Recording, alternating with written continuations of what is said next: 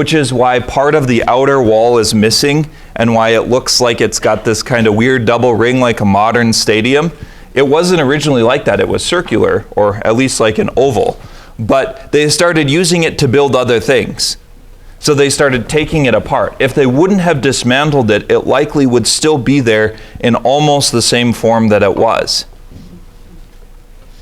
Some of the churches, like the one called the Pantheon, which is outside of, I think it's Piazza Navona in Rome, was an old pagan temple. It's got a giant hole in the center, and a few times a year they take rose petals and they drop them through at part of the Mass.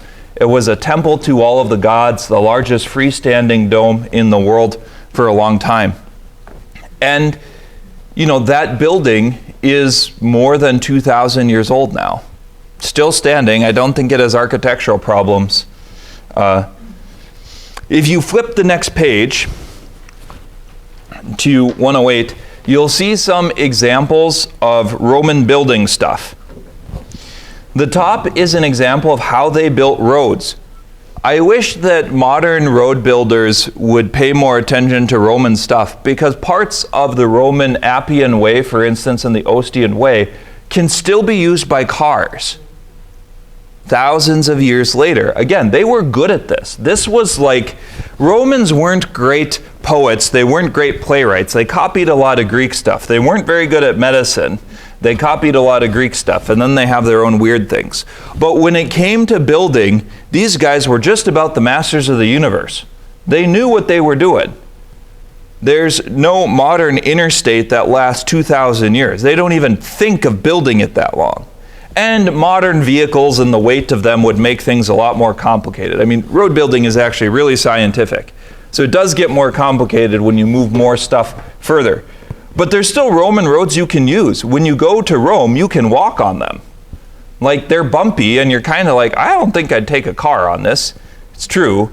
And you could see places, if you go to the Roman Forum, outside of the Colosseum, the ruins of ancient Rome, there's a spot on the stone where you can see the place where the horse-drawn carriage wheels cut into the rock.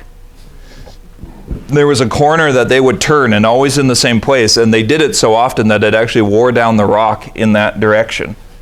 But again, it's still there, several thousand years later. The Romans thought of themselves as the greatest thing that ever happened to humanity, and they wanted to tell the world about it. It's one of the reasons that they wrote about it, but in some sense, it's really incredible. Like, this picture is, on the right, is one of their aqueducts. I think this one was from Spain. And you can tell, I mean, this thing is hundreds of feet high. In cases, they're still standing today, and they would use aqueducts to bring water to cities from highlands in other areas. They would divert rivers. They were one of the first groups of people to do this. The Germanic barbarians don't, right? Like lots of other cultures don't. So the Romans were able to have large cities, and they weren't. And many of these things are still standing today. They still could be functional, other than they're usually lined with lead, and that's kind of frowned upon. You can see one of the bridges. The picture on the bottom right is one of the most fascinating pieces of history. This is from a place in Spain called Las Medullas. There was a mountain there, and this is what's left. The Romans mined the entire mountain. They used a kind of mining that would dissolve some things in water, and they used water to like knock it down and different things, and then they figured out ways to sift it and get the ore that they wanted. But Roman mining is on a scale that's hard to fathom. Nothing in the ancient world was quite so huge. They moved, like this area, I mean, it's, 10,000 feet long. They moved a mountain, and this is just in one spot. When we say like the Romans mined, they were serious about it. They dug. Now, Romans also, they worked their miners really, really hard. So being sent to the Roman mines was a death sentence. I think the average lifespan is 1 year, and no one lives for longer than 2.5. And of course, they're playing with a bunch of toxic materials that they don't really know about. Things like radiation. because one of the things that's easy to forget in the modern world is that radiation occurs naturally in the ground. Dirt tends to be radioactive. And it's not a big deal until you start concentrating radioactive particles. Like in the western part of the state, they had these, they called them what? Filter socks for the fracking. And the material that came out of the ground, they'd push through the sock to catch it. Those become more radioactive over time because they're sifting through so much dirt, and the radioactive stuff was large enough to be caught in these filter socks. And so, I don't know if you remember, several years ago there were a series of problems that they had with improper disposal of these filter socks from fracking operations. The Romans did that kind of stuff too, you know. They actually liked lead because lead was a relatively pliable metal, and it just turns out that it happens to be bad for you, cause lead poisoning. But they didn't know that. But you can see, like the Romans, they have some technological advances, again, that won't show up for 1,000 years. Rome had a functioning sewer system in the ancient world. Parts of the modern day Roman system are still using the old Roman stuff, and you shouldn't do that. I mean, it was sufficient for several thousand years ago, but modern sewer needs are more dramatic than they were back then. But this helps to control diseases, because one of the most significant inventions that impacted human lifespan was waste disposal. Human waste carries all kinds of diseases, and a lot of them are really, really nasty. So diseases that we don't have to deal with very much, like typhoid fever and diphtheria and some of the other ones, you know, we don't deal with because human waste is taken away and disposed of properly and treated. In the ancient world, those were big deals. So Rome has a functioning sewer system. This won't happen again in Europe until the Renaissance. Like this, that's a significant length of time.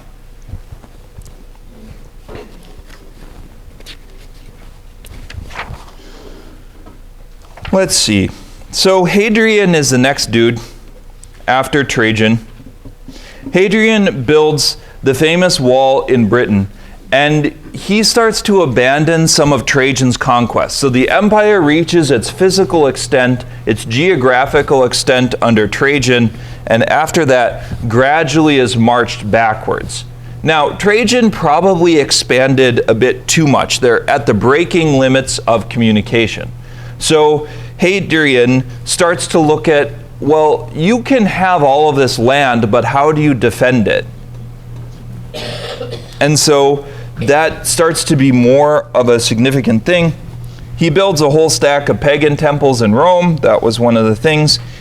Hadrian likes to tour his empire. So one of the other things that's sort of funny is some of the emperors kind of stay in Rome, and other ones are hardly ever in Rome.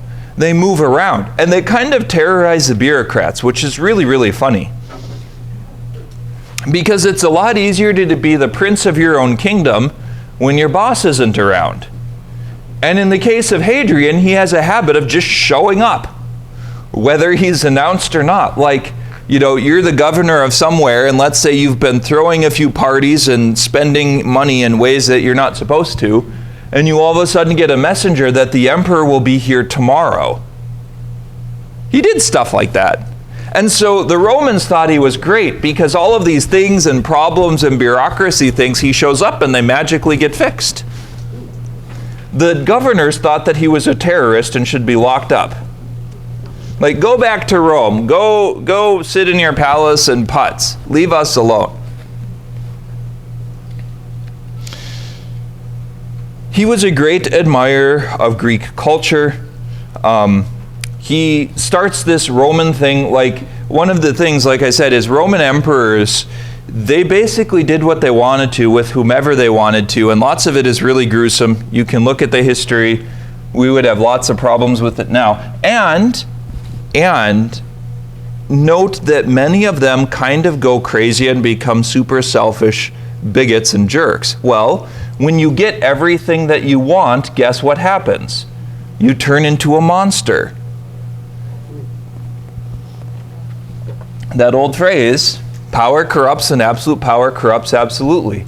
This is why, as parents, part of the goal is not giving your kids or your grandkids everything they want. Because if you do, they will turn into monsters.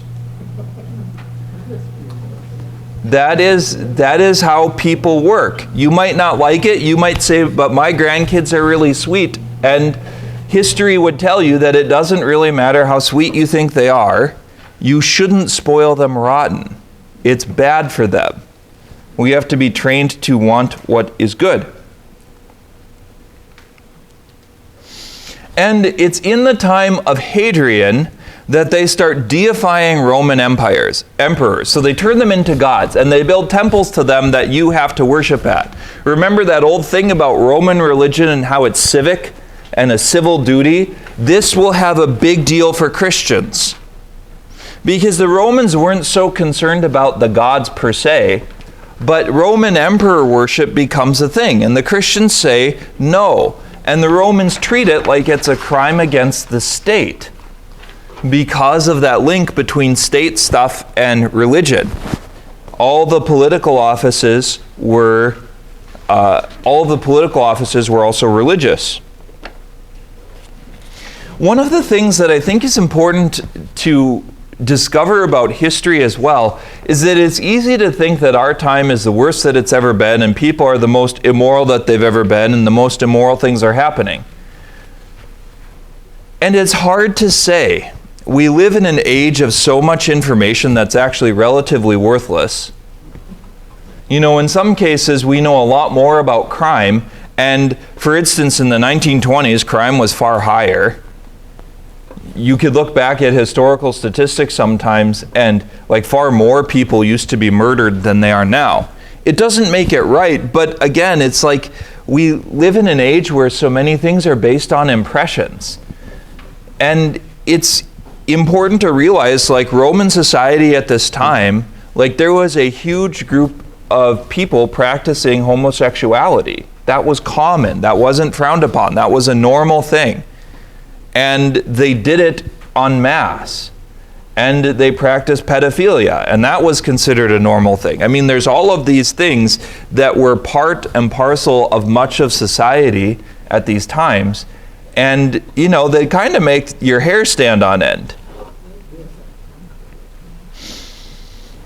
It also shows when Christianity is entering a society like this, there's conflicts on many levels. There's the theological stuff about there being one God, but there's also the level of morality. Christianity comes with a much stronger sense of right and wrong than the Romans had. And you know, and I know, that morality isn't easy to work at.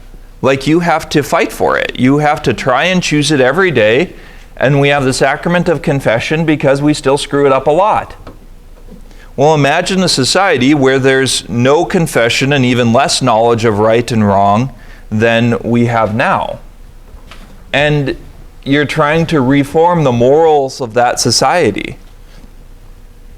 I mean, this isn't even beginning to encounter like the crimes of the Roman military, which were relatively crazy and bad enough that historians don't even always write about them. They just sort of tell the story.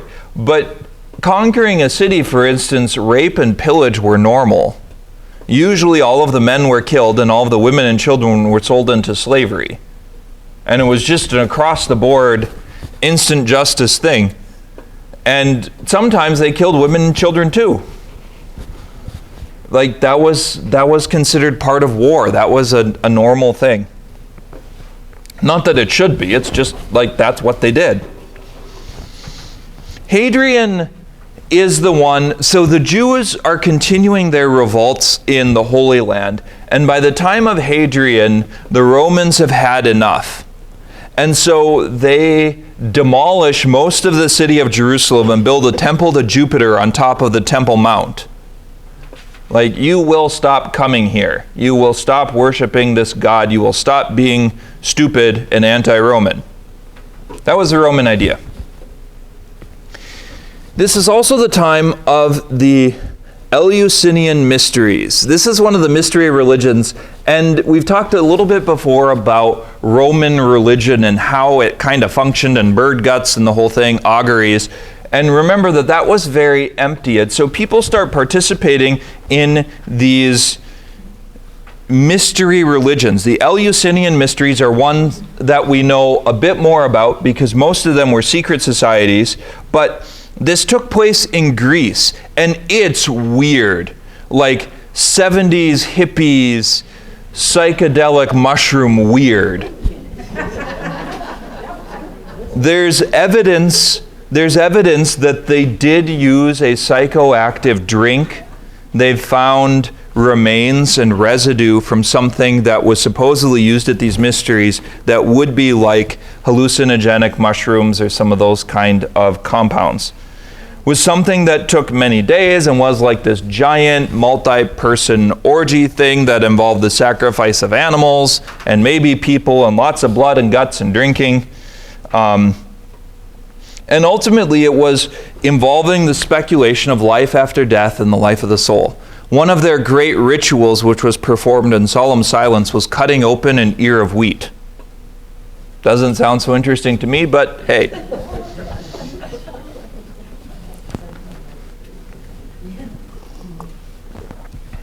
It was about giving birth to new life.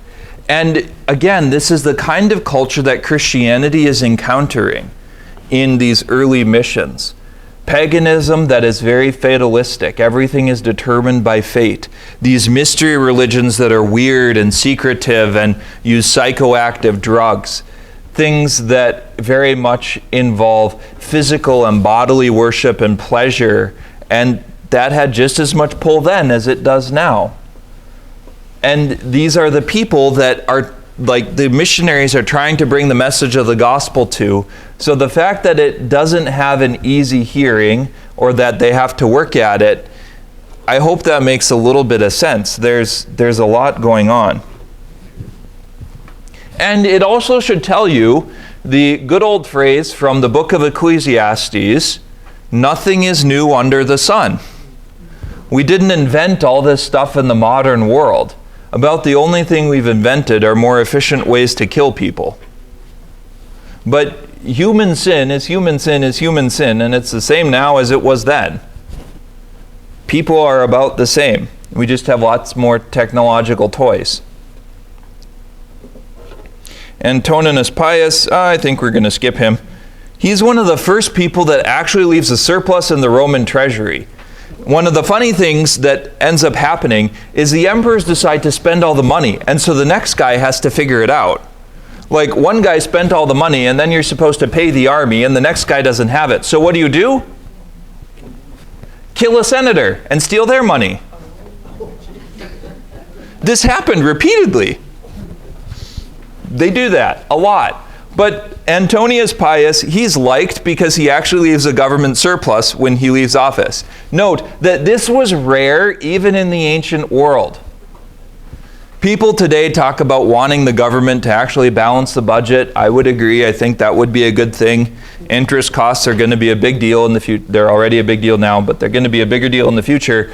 But it turns out that, again, government officials are about the same as they ever were. They like to spend money, and they don't like to try and figure out how to get more. He's one of the only Roman emperors that did this.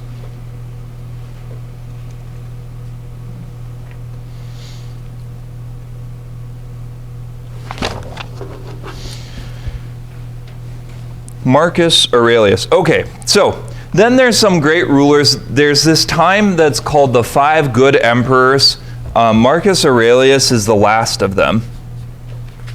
So Antoninus Pius and Hadrian and Trajan, they're probably the five good emperors. That's the period of the most stability, the most commercial success in the Roman Empire. And then all hell breaks loose because there is a major plague called the Antonine Plague, and this one devastates the Roman army. So they seem to have picked it up in the east. It could be smallpox, that's one of the best guesses. Could be measles. Whatever it was fairly deadly. and it starts spreading through the empire. Now, again, it can sound like just words on a page, but you have to stop and think about it. If you have an army, they live in close quarters. They do a lot of things together. It's very, very easy for disease to spread. So the army's going to get things bad. If you're a rural farmer and you live out in the middle of nowhere, are you very likely to be infected by a disease? Not so much. Unless you get it from your cows or your horses or, eat too much dirt, you're pretty safe. But if the army loses a lot of its people, what happens? Universally, you have a breakdown in army discipline, and its strength becomes significantly weaker. And when the army's weak, guess what? Your friends come for dinner with swords. And so this becomes a major, major problem. This is part of why the Roman Empire reached its greatest extent under Trajan, and now they've got this disease that's sweeping through the army and killing a bunch of people. So if you're barbarians, you're like, oh, this is a good time to attack the Romans. Their people are all dead. So they start attacks from different directions. Cities in general are crowded and stuffy and vectors of disease because most of them, unlike Rome, don't have indoor plumbing. And so people start getting sick in cities and diseases. And then when there aren't people to maintain things the way that they're supposed to and to follow the standards that they're supposed to, your water supply gets poisoned and people get parasites. And this one starts to bring about one of the major migrations in the Roman Empire that has far-reaching consequences. A lot of people have to move into the cities from the countryside because more people are dying in the cities than are being born, which means that property is cheap and available. But it also means if you have a bunch of people that move into the city for a better life from the countryside, what happens? What happens to your food production? Your food production starts to tank. And that causes a bigger problem for your cities because they have to import food from the surrounding countryside. Well, now there's not people in the surrounding countryside, and they move into the cities, and cities are vectors for disease, so they get sick. And so the food supply is being decimated. And when the food supply is decimated, and you don't have as much food or as high quality food, what happens? People get sick easier. You see how it becomes this sort of vicious circle?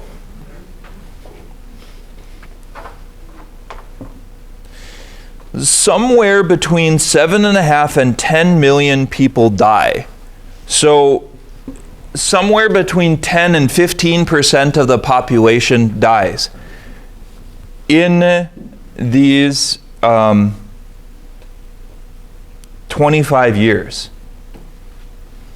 Think about what the United States would be like if in the next 25 years we had 35 million deaths. Again, we kind of had panic attacks during COVID, and this would cause major heartburn.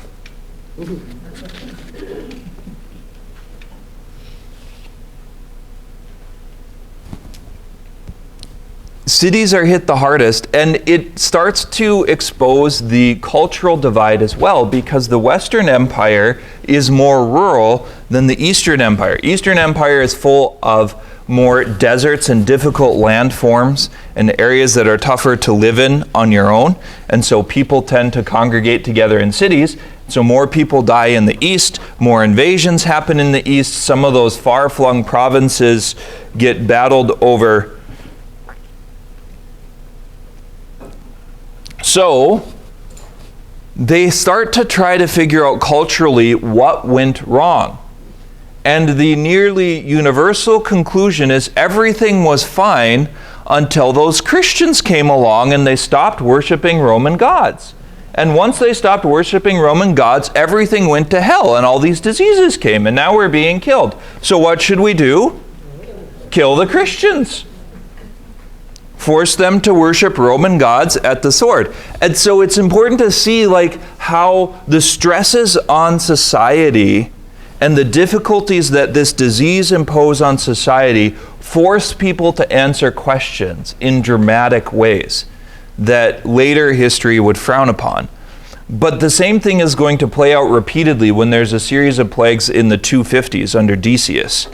There will be a disease, it'll start killing somewhere between 10 and 15% of the people, 25 to 50% of the army, and they'll blame the Christians again.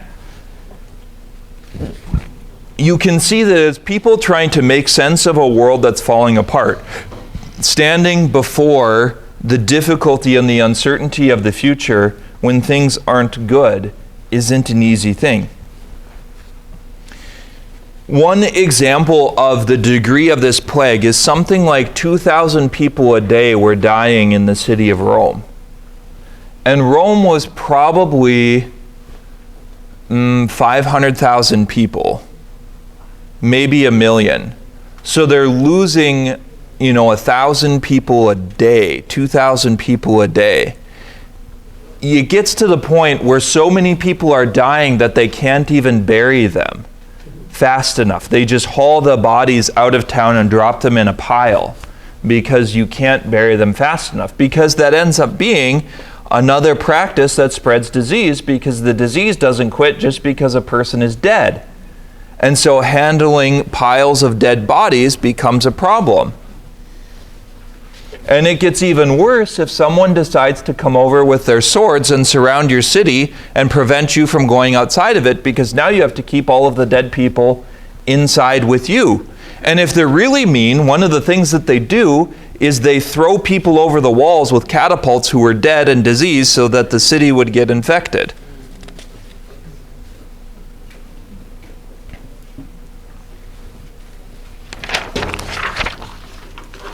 So the army is weakened, and one of the other problems is lots of people become protectionist, which decimates Roman trade. And peoples around the world and in border regions look at the Romans and they're like, well, whatever these people did is really bad and has angered the gods, so the best thing we can do is to cut off all trade relationships. Well, that causes more problems too. Army service had to be open to more social classes. They start inviting people that are less Roman, like former barbarians, into the army, and that causes a breakdown in discipline. There's more mercenaries. The social consciousness of people is shaken. These kind of things rock the boat in a way that we haven't felt now. I don't know what it would take in the modern world for something like this to happen, to rock social consciousness to the degree that these kind of things did.